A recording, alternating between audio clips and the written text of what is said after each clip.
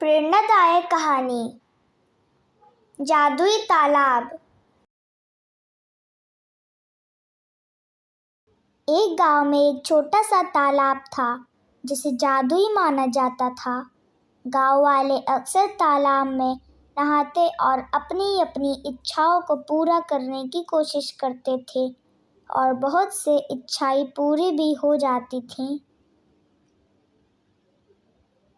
एक दिन रवि नाम का एक युवक अपने परिवार के साथ गांव में रहने आया।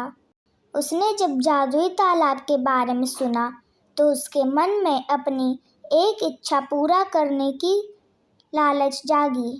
उसने एक चाय वाले से तालाब के बारे में पूछा, लेकिन चाय वाला उसको यह बताना भूल गया कि रात्रि में तालाब में तैरना सुरक्षित नहीं है।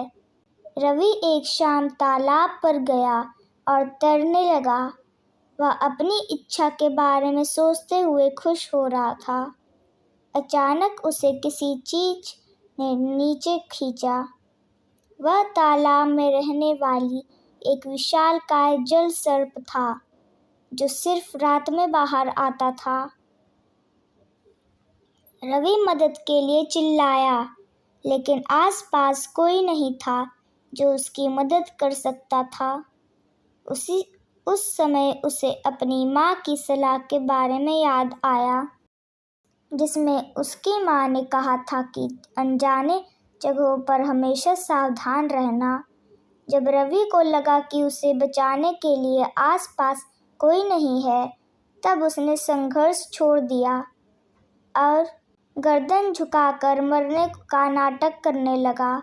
उसका यह प्रयास सफल रहा और सर्प ने उसे छोड़ दिया।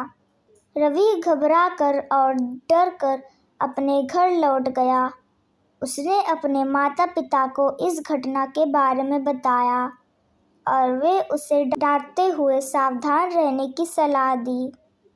दिन से रवि ने सीखा कि सलाह का सुनना और सावधान रहना कितना महत्वपूर्ण होता है, विशेष रूप से अनजाने जगहों में।